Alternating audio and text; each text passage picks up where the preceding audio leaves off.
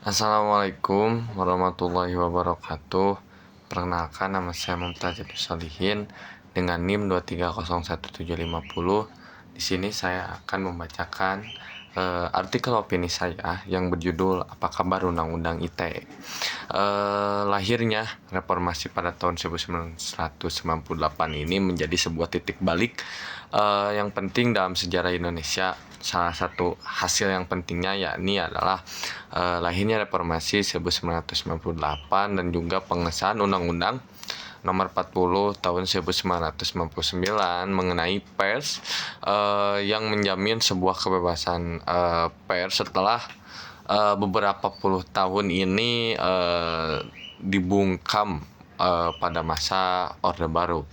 Pada masa pemerintahan Soeharto ini, media berada di bawah kontrol sebuah negara melalui sistem surat izin usaha penerbitan pers atau biasa disingkat SUPP, yang kemudian media yang dianggap kritis ini dapat sewaktu-waktu dibredel, seperti yang dialami majalah Tempo, Editor, ataupun Detik pada tahun 1994.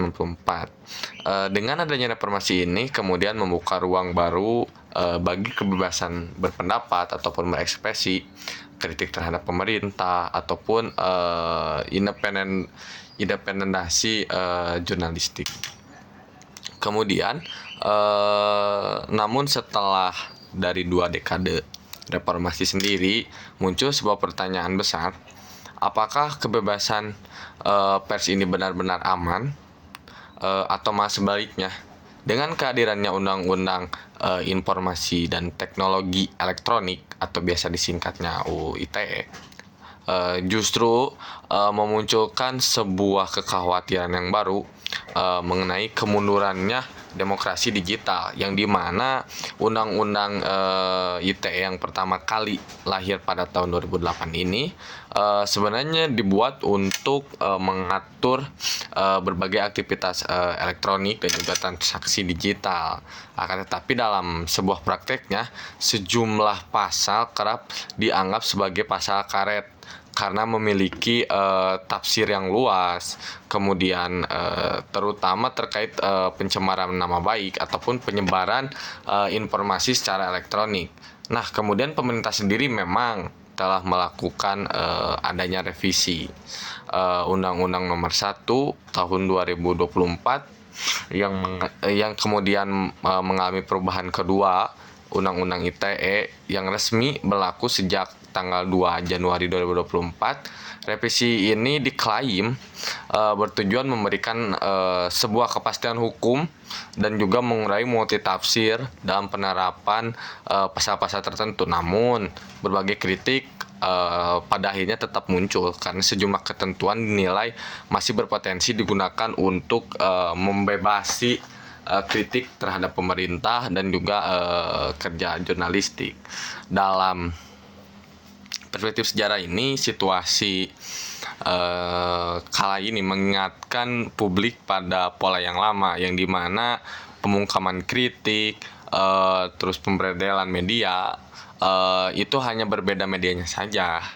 Jika pada masa Orde Baru negara menggunakan sensor, menggunakan pemberedelan ataupun kontrol institusi pres, maka pada era digital ini pemungkaman dapat terjadi melalui jalur hukum dan juga pelaporan pidana berbasis aktivitas di internet ini. Perubahan alat kontrol ini menunjukkan bahwa dinamika pembebasan berpendapat atau pembebasan pers ini selalu mengikuti perkembangan zaman sesuai dengan teknologi dan komunikasi. Selain itu, data juga menunjukkan bahwa kekhawatiran tersebut ini bukan tanpa dasar, akan tetapi terdapat sebuah penelitian mengenai kriminalisasi kebebasan berekspresi pada sekitar tahun 2019 sampai 2024, sekitar 5 tahun, mencatat terdapat 521 kasus yang berkaitan dengan penggunaan Undang-Undang Informasi Teknologi Elektronik ini. dan sekitar 79,1% diantaranya berkaitan terhadap kritik kepada pemerintah atau pejabat publik, yang dimana pasal yang paling sering digunakan adalah pasal 27 ayat 1 pasal 27 ayat 3 yang mengenai pencemaran nama baik. Terus kondisi ini juga memperlihatkan bahwa undang-undang ITE ini masih sering dipakai untuk menjerat kasus-kasus kritik di ruang digital. Kemudian bukan hanya masyarakat biasa saja, jurnalis juga berada dalam posisi yang tidak aman atau bisa dibilang rentan, karena Aliansi Jurnalis Independen mencatat setidaknya ada sedikitnya 61 kasus kekerasan terhadap jurnalis di sepanjang tahun 2024 ini. Bentuknya sangat beragam.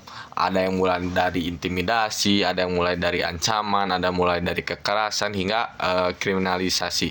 Dalam banyaknya kasus karya jurnalistik yang mengungkap dugaan korupsi, penyalahgunaan kekuasaan ataupun kritik-kritik terhadap pejabat yang pada akhirnya berujung pada pelaporan menggunakan undang-undang ITE.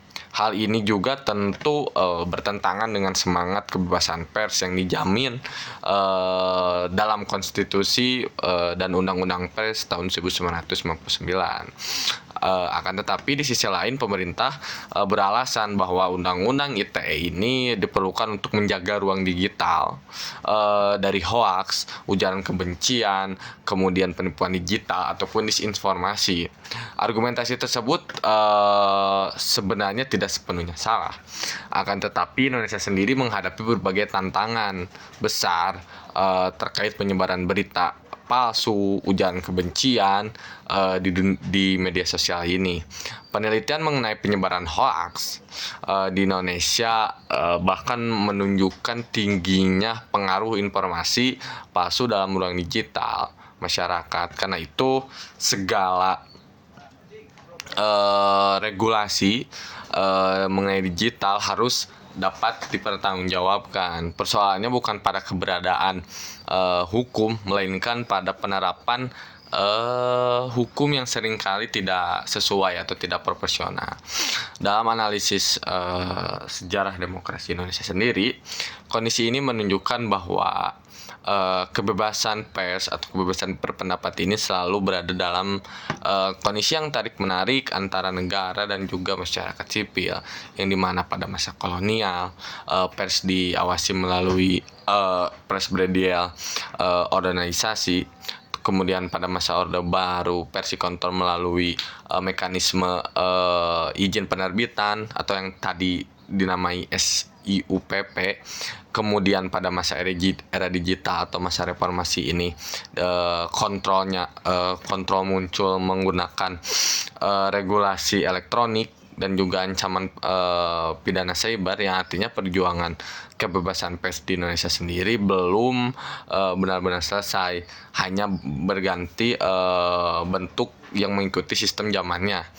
Kemudian kebebasan pers ini sejatinya bukan ancaman bagi negara, melainkan fondasi demokrasi yang dimana pers yang bebas menginginkan masyarakat memperoleh informasi yang secara objektif serta menjadi sebuah alat kontrol terhadap kekuasaan.